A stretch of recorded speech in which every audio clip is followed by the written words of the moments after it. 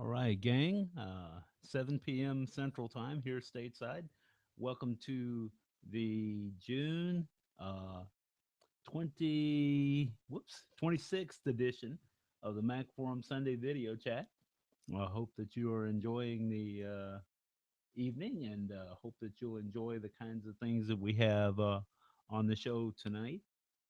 Keep in mind, we have our usual forum roundup, some tips and tricks, iPhone related, an iTunes tip or trick here and there, as well as a couple of interesting tidbits of news that I saw as I was roaming the internet.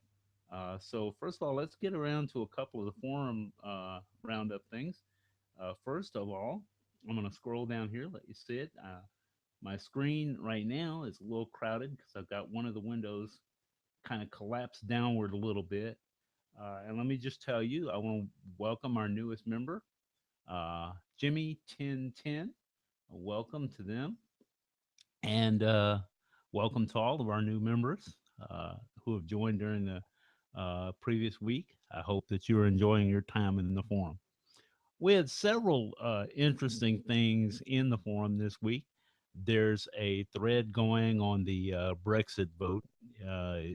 It's yes, it's a political thread, which is unusual for us, but it's everybody's minding their manners, so you might want to check that out if that interests you. And we've, of course, as usual, got a ton of Mac related tips, tricks, and information in our uh, regular forum threads. One of them I want to kind of spotlight this week. Well, there are two that I want to mention. One, because it's gotten a lot of activity just from a couple of people. If you are interested in amateur radio at all, there's a thread going on using Echolink to handle ham radio broadcasts on your Mac. Might be useful to someone who maybe is not able to maintain their antennas as they used to. We do have a couple of forum members who are involved in that, and they're trying to help out one of their fellow members who's having a little difficulty getting things configured. So if you're interested in that combination of Macs and ham radio, duck in on that thread. Check that out. The thread that I think that just about everybody really should be interested in this week. One of them is there's an ongoing thread about backups, and I want to right now the thread, as you can see from the screen, has extended to more than 50 posts. If you are not interested in scrolling through the entire thread and reading it, I want to recommend that you check out member Randy B. Singer. He in post 50, and I'll have a link to that in the show notes, has a summary of what's meant by the different types of backups, clones, versioned backups, such as those that you get from Time Machine, as well as some just a real quick summary of some of the ins and outs of the various plans for backing up. Uh, he does mention a little bit about online backups for those of you that are thinking um, about using something like iDrive or one of the other online backup services. Uh, One thing I like about this thread is that Randy has broken it down into shirt sleeve English that most folks can understand. You won't get bogged down a lot in the terminology. Randy has been writing about Mac related information for quite some time. A couple of his books made me look like a Mac genius there a few times in the 90s. Once again, thank you, Randy, for that. But these two posts, it's basically post 50 and 51 are the two that I'm focusing on tonight. But really, the whole thread is good. Has a lot of useful information. Several of our members contributed to it. So do keep that in mind as you're setting up a backup plan. And we're going to come back to this idea of a backup plan later in the show as I talk about one other thing that we're going to get to a little bit in the news section. Let's move on to Kirk, the iTunes guy. Now, Kirk, I want to show you something about one of the things that Kirk talked about. It's not these uh, changes. It's this. One of the things that Kirk talks about in an article that I saw this week is something that he thinks the Apple guys did not handle very well, and that is the way your track information is presented in iTunes. If you have your Mac set up the way that I do, where it's showing me different background colors on the album artwork, sometimes you get a combination that is much more visible than others. For example, if you just look here, I have Aaron Neville's Christmas album up. And if you look, it's very difficult to read the track listing in comparison to the rest of the background in there. Now, they chose that background, as you can see, based in part on the cover art. Now, even though this text is kind of small, that's not the reason that it's hard to read. It's small. I mean, that's one problem, but the bigger problem is look at the relative lack of contrast here between the background and the text itself. Now, if I click on a different album, watch what happens. Because this album has a lighter background of album art, look at how much more readable that um, the track listing for that album is. Now, there are a couple of things that you can do to fix this, or let me rephrase that, to work around this. Okay. The first one is you're going to go up here to the iTunes preferences. Make sure you're in iTunes. Go to preferences. Look in the general tab. Okay.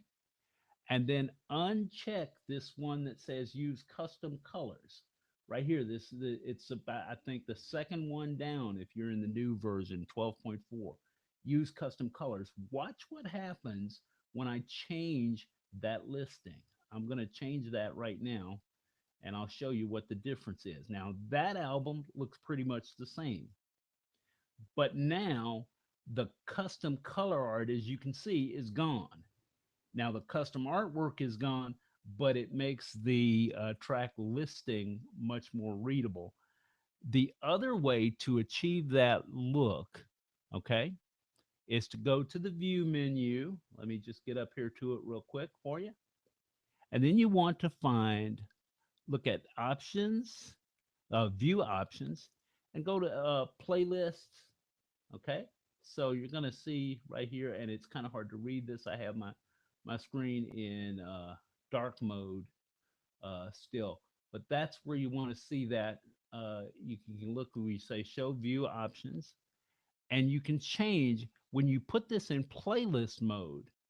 That goes away as well. So that's one of the things that you can do to solve that little problem. Now let's take a look at another little thing that we find in iTunes that is annoying some people. Okay. And this is something that was in the page that I just had up in the web browser. It has to do with uh, difficulty rating an album. Okay. Let me show you what's meant by that. And I'm gonna bring up one of the albums here. As you can see, you can read this easily because I've taken off that custom album art setting. But you used to be able to right click on this album, and one of your options in the contextual menu was to be able to rate it. That is not possible now. That option has apparently been removed. As you can see, I don't see, there is a little bit of a rating issue. You can do it for some things, but on some versions of iTunes, you can't do a full rating. See, what it does is that it rates individual songs. The other way that you can rate things is to do the following. So go over here. See, as you scroll over, this little heart will appear. Okay. When you click on that heart, it's going to change that rating, but it can be very difficult to see when you, as you get to the heart, if you click just to the left of it, you can change the rating. Now that's going to be a little difficult. Look here, I'm going to do it for the whole album. If you are on one of these uh, albums that had the darker artwork, like I had it set to a minute ago, let me go and I'll put that back and I'll show you how difficult it can be to do that, to see that. I'm going to turn that back on because I actually like the artwork color. Let's see if it comes back up like I wanted it to. And of course, it'll decide not to do that. Okay, right there. There we go. Now, when I click on one of these albums, look at how difficult it is to find that setting now. So if you are on a version of iTunes that does not still have the rating option when you right click on an album. Okay, this on mine, I can pull it up. Some people are having trouble pulling it up that way. If you can't, what you're going to have to do is try to find this heart right here. And if you click right there, then all of a sudden the stars will appear. But it can be hard to see. It's just if you click just to the left of the heart, you can rate those things in that album in one shot as opposed to in rating them track by track. But as you can see, it can be a little difficult to see that in certain views. All right, let's move on to a couple things, a couple other things. All right, I have a link to that tip about changing the rating of albums, by the way. That's from Kurt, the iTunes guy. And it's part of an article where he talks more about some other changes that are in iTunes. So give that a read. One of the things that I did run into is an article here, and this comes from Macworld. 7 ways to keep your battery up and going on your Android phone or iPhone. They have 7 tips that are pretty good. Some of them are pretty self explanatory. One of them is turning things off and then on again. Sometimes that will clear things. I want to mention a couple in particular. I won't go through the entire article word for word. I'll put a link in so you can do that on your own in your spare time. But there are two that I want to mention because I found them to be particularly useful. Um, Not too long ago, my wife was still using an iPhone 3GS, and she was having a problem with the battery going down faster than it should have, particularly since she doesn't make a lot of phone calls. And we initially attributed it to just the fact that the phone was getting older. And one day it went down particularly quickly. And I just, at that point, I said, something is wrong. And I went to pick up her phone to look at the settings, and there were 4 or 5 different apps that were open in the when you go into the app switcher. Well, the thing was, I suddenly realized something. I had never explained to her how to actually shut those applications completely down as opposed to just closing them into the app tray. Now, I know what those of you who are longtime iPhone users are going to say. That shouldn't have made a difference because when those apps go into the background, they weren't going to be burning a lot of battery time. And you're right about that, except for one thing. If you have an app that is relying on location services or goes to get data and is continually updating itself in the background, like some of the weather apps, which update themselves every 15 minutes or so. As it tries to connect and tries to update data, it's going to burn some more. Some applications will burn battery in part because they're going up to get data. And every time they go up to get data, that burns a little more battery, especially if you are in an area where you have a weak or non existent connection. And that's one of the other tips that I've found. There are times when I'm at work where I'm in areas of the building where I do not have a good signal. And if I go through a day where I spend the bulk of my day in that kind of an area, my battery will be significantly lower than it is when I have a day where I'm around a good signal all the time. That can be particularly true if you've got things like, for example, if you have mail set up to fetch new email periodically instead of doing it manually. I find that if you're in an area with weak signal, you may want to set a lot of these applications up to retrieve data manually because there's a distinct possibility that you're going to burn a lot of battery as these applications try to make a connection. So that's just two of the things that I found in there that were helpful. There are some others that are very good. It's a quick, it's a short article. It's well worth a read if you have a few minutes, and it will save you some battery potentially, especially if you're on an older battery that did not last as long as it used to. And right along with that, coming off of the technology section at Fox News, I ran into 25 tips on how things that you might or might not know about your phone, things that you can do that might or that you might not know about that will improve certain aspects of your performance on your phone. One of them was to the two that I picked was one that's to clear the cache in some applications. Okay, and I have that in the show notes in detail for doing this. I haven't run this particular tip yet on my phone because, to be honest with you, a lot of these kinds of tips don't clear a lot of performance on my phone because I'm not running a lot of data driven applications on my phone a whole lot. One of the tips that I want to mention, I don't remember if it was in the article, but one of the things that I found sometimes, if my phone gets to be a little slow or acting a little twonky, I will just restart the phone, just shut it down for 10, 15 seconds and bring it right back up. And it's pretty much good to go. But two of the tips that I saw that I did not know was one of them which involves clearing the RAM on your phone. Okay. And what you can do is hold down the power button until you see the warning that says slide to power off. And you let go of the power button then, and hold down the home button until the screen goes blank and your home screen reappears.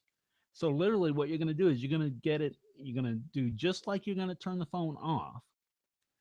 Only when you get the option that says slide here to turn it off, don't do that. All you have to do is let go of the power button, hit the home button until the screen goes blank and your home screen reappears. And that should clear out the RAM. That may be a little bit faster than shutting down the phone, which is what I normally do. I find that a lot of times I'll do that, and I don't do it every day. It's just every once in a while, if I get weird, I may go weeks without doing that.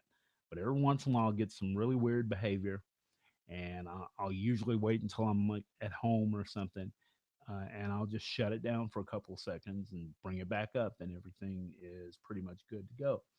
But that's the other one that I saw, and I just tried this.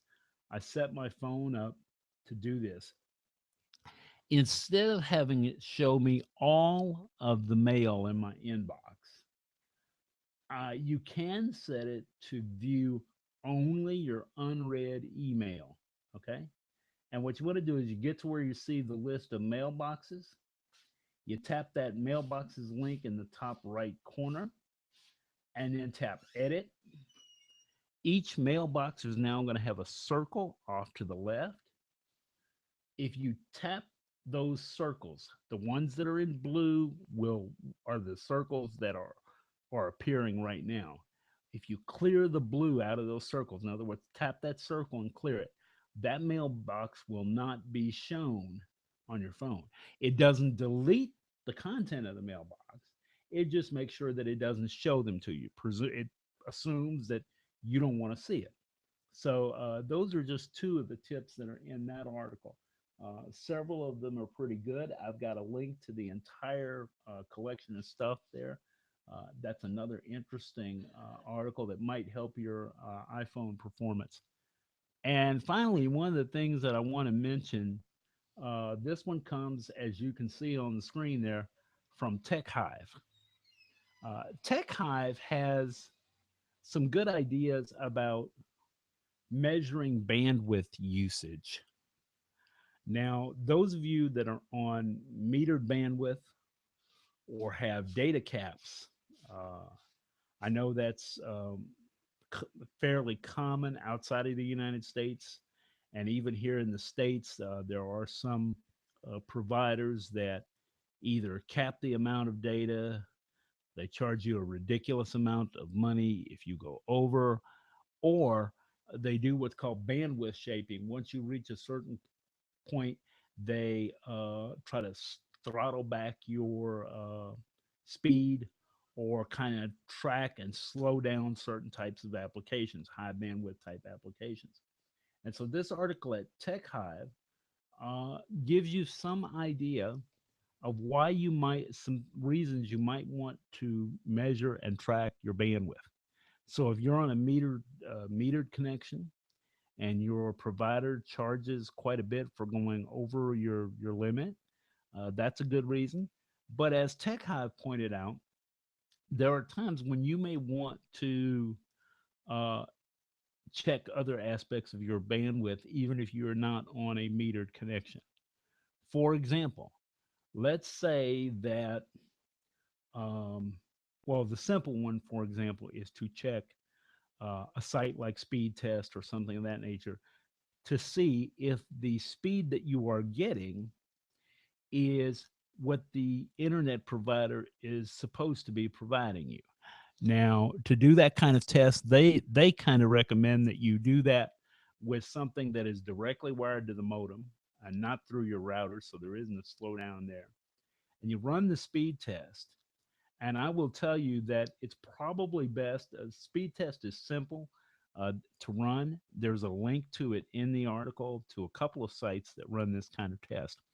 It's fairly simple to run, but I can tell you from experience, you probably want to run this test several times and take an average, because what will happen is that it will give you slightly different readings depending upon the time of day. You know, if you're on a cable connection, for example, if you run it at certain times of day when your entire neighborhood is really busy and watching movies and Netflix and all these other things, you may get a much slower uh, answer than if you are running it uh, late late at night when there's not many people active.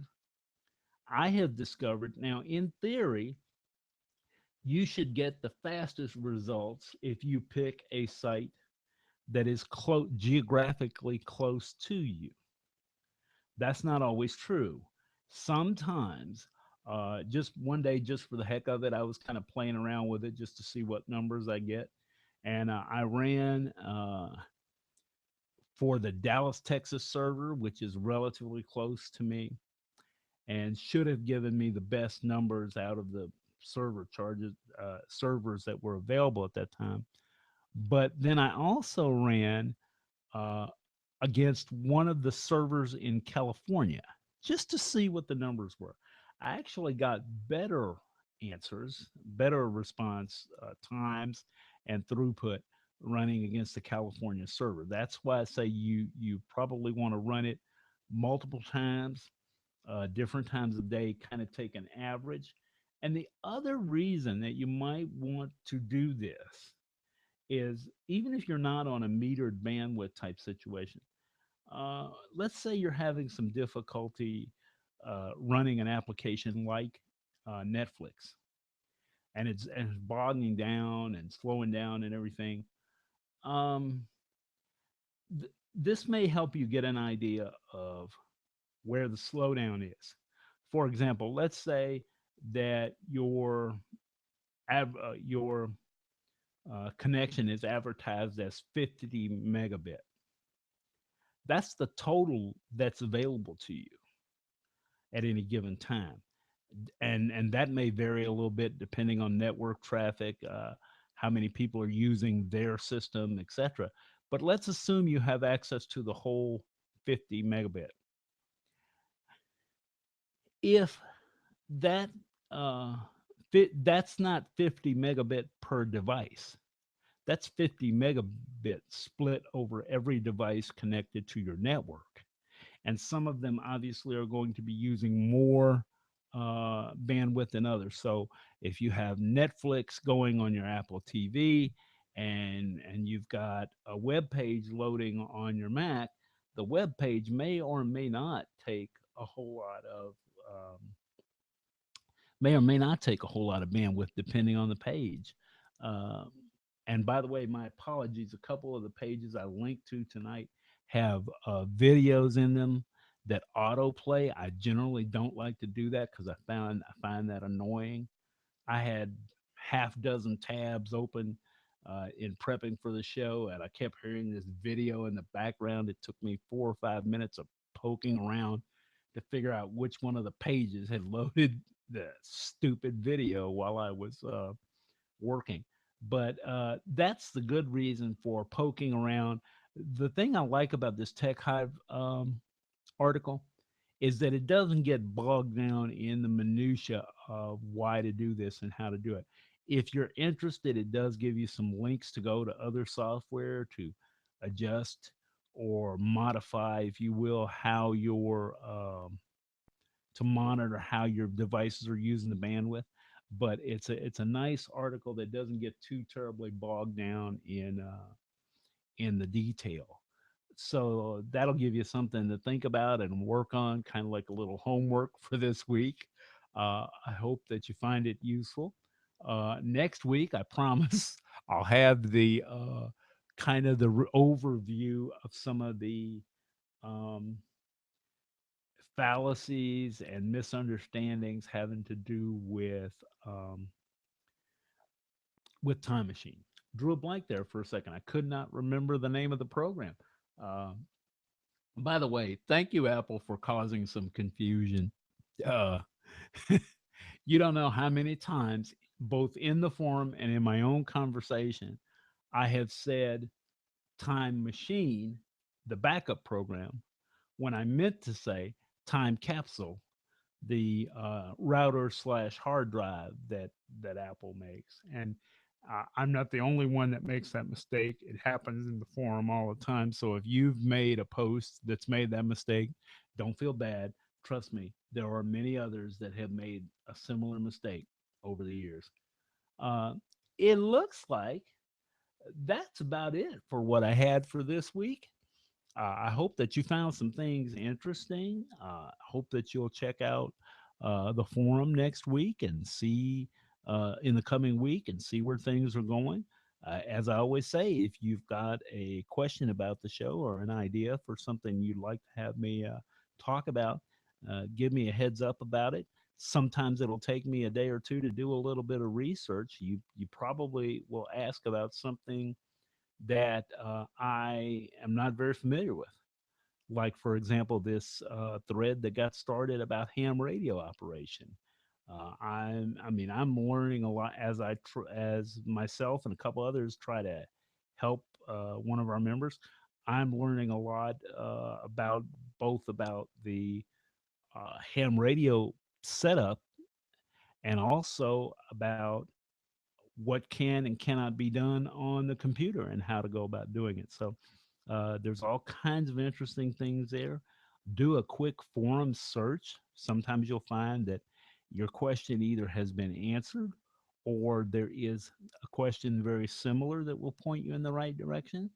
And as always, if you've got a question to ask it. There's no such thing as a stupid question. So that's going to do it for me this week. That noise that you hear in the background is my little alarm telling me that I've used up a half an hour of your time. Uh, so we'll just call it quits right here. This has been your host, Sylvester Rock, aka Sly Dude on the forum. And I hope that you've enjoyed it. I've enjoyed bringing it to you. I will see you next week on the Mac Forum video chat and during the week in the forum. Thanks a lot, guys.